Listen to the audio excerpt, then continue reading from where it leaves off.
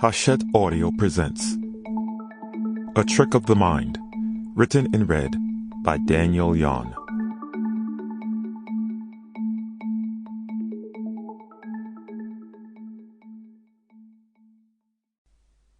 Introduction. It's like being inside a noisy coffin. If you come to take part in one of our experiments, we'll greet you warmly at reception before leading you deeper into the bowels of the building where the machine lives. Then we'll ask you a few questions. We'll check that you aren't wearing any watches, belts, rings or earrings, that you don't have a pacemaker in your chest, or any metal rods propping up your limbs. No shrapnel from any explosions, no recent fillings, no wires or braces, no tattoos from the more laissez-faire countries where some artists mix their ink with a little too much lead. We'll check that you aren't pregnant, and that your contraceptive implant, if you have one, is the kind that won't heat up in a strong magnetic field. And we'll check one more time that you don't mind being left in tight, enclosed spaces. Once every slither of metal has been shorn, we'll take you inside. The first thing you'll hear is the dull, thrumming beat of the liquid helium pumps that keep the innards of the machine implausibly cold. As we walk towards the source of that distant war drum, the scanner itself comes into view, a great white block with a cylindrical hole bored through its middle. That hole is where we'll put you.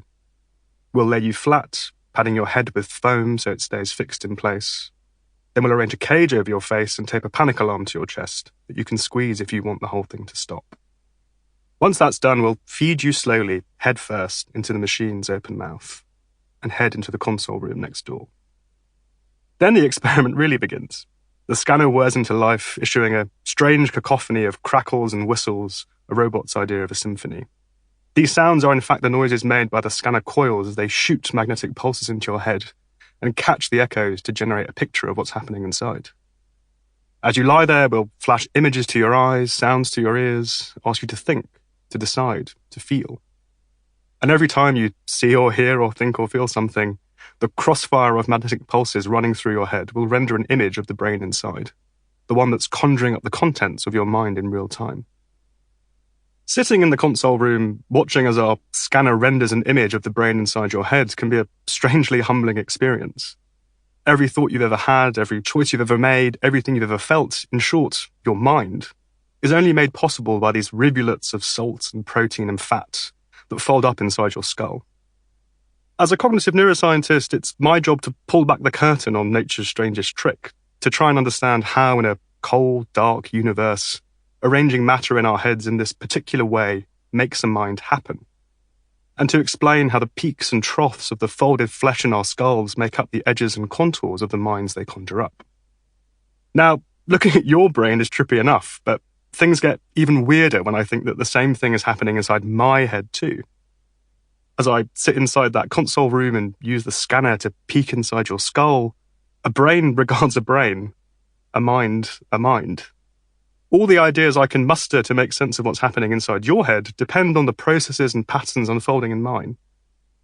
Though science is full of many strange wonders, there's something particularly peculiar about my patch, where the object and the instrument of inquiry are precisely the same thing. Perhaps making minds happen is nature's strangest trick, because minds are the only way that matter can contemplate itself. And maybe the strangeness of that thought explains why, even though I've had my own brain scanned dozens of times, I've never had the courage to look at the pictures. Our relationships with our brains are complicated. That's because our minds seem to have a double life, simultaneously a source of pride and a source of shame.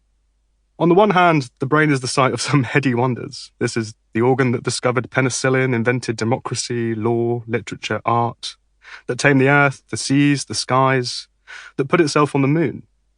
But on the other hand, the human mind is a fragile thing.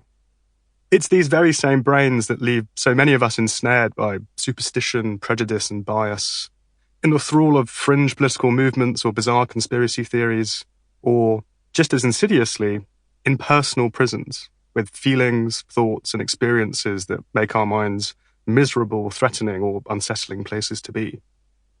Scientists like me scramble for an idea, a theory, a story to make sense of the brain in this apparent duality. The brain's apparent double life has led lots of us to think that our theories of the brain need two prongs too. One capturing what makes our mind so impressive, the other explaining how the weaknesses and frailties arise. These theories tend to render a picture of the mind as a biological cut and shut, some kind of biological supercomputer designed by evolution, welded together with a bundle of irrational instincts running on legacy hardware that nature selected for something else. In this dichotomous picture, whether our minds succeed or err just depends on which of our mind's two halves has the upper hand. Parceling up the mind like this makes for a seductive story. The part of us that's nourished by fairy tales likes the idea of good and bad, black and white. But this picture of the brain that feels so intuitive to us on the inside doesn't match up with the picture of the brain that scientists can see from the outside. When I'm sat in that console room blowing up your brain on my monitor, your grey matter doesn't neatly divide into black and white. I don't see the edges of two separate minds grafted together, or the dark parts of the cortex jostling with your brain's better angels. What we actually see are communities of entangled circuits, trading information near and far, bundles of cells burning metabolic fuel, collaborating as a whole to make your mind happen. However the triumphs and tribulations of our very human minds arise, they do so via this one single unfolding process. But if the brain doesn't have a double life, what's the best way to describe its single occupation? In recent years, a new idea has begun to transform how scientists like me think. And the science has gone full circle. In scrambling for an idea to make sense of the brain, scientists have begun to think that actually the brain might be just like them. The brain is just a single thing, a scientist. And this is intended as both an insult and a compliment. The scientist's task is to try and understand reality one step removed. Nature doesn't give up her secrets easily.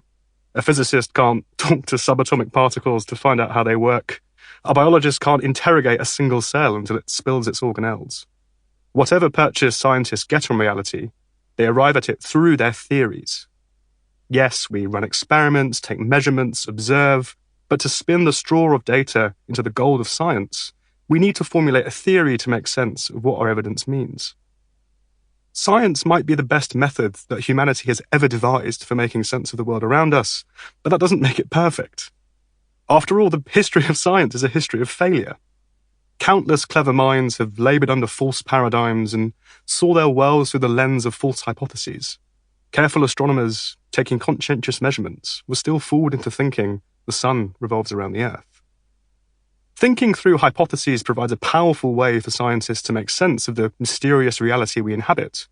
But even our best theories can turn out to be wrong, and we've no idea that we've been looking at the world through the wrong lens until a new paradigm comes along to sweep it away. Now, it turns out this isn't just a nice metaphor. Neuroscience itself, including experiments in my own laboratory and studies by many others, is beginning to reveal that something like science really does unfold inside our brains. Just as we scientists take measurements from the world around us and concoct theories to explain them, so too does your brain sample the world around itself and conjure up theories to make sense of what its measurements mean. These theories then become your brain's paradigm, the filter through which everything else is understood. If thinking is like science, we can begin to see how our minds end up with the same virtues and vices that the scientist does. The remarkable achievements of our minds become a bit more intelligible. Our brain's capacity to spot the patterns and regularities in the sea of data it swims in allows us to construct rich models of what makes our worlds and ourselves tick. Through these models, the organs sealed within our skulls make contact with reality outside. But seeing the world in this way is not without risks. When our brains have formed the wrong theories about the world or about ourselves, we become prone to misperceive and misunderstand. Our grip on reality becomes tenuous. Now, of course, reality isn't just one thing. The philosopher Karl Popper thought that we actually live in three worlds at once. The first world was the world of matter, the world of tissues, atoms, and molecules. The second was the world of minds, the world of other people and their mental states. And then there was the world of ideas, the products that these minds produce, like languages, mathematics, religion, myth, paradigms, and concepts that are bigger than any one human being, but no less real than the matter or the minds that make them possible. Being in touch with reality means being in touch with these three worlds simultaneously. And this book will reveal how the scientist that's your brain puts you in and out of touch with all three. We begin in part one with the material world, the raw physical stuff that surrounds us. Just like scientists, our bodies and brains are equipped with probes and sensors to measure the physical world. But also like scientists, our measurements of reality are meaningless without a theory to make sense of them. Of course, Sample complete. Ready to continue?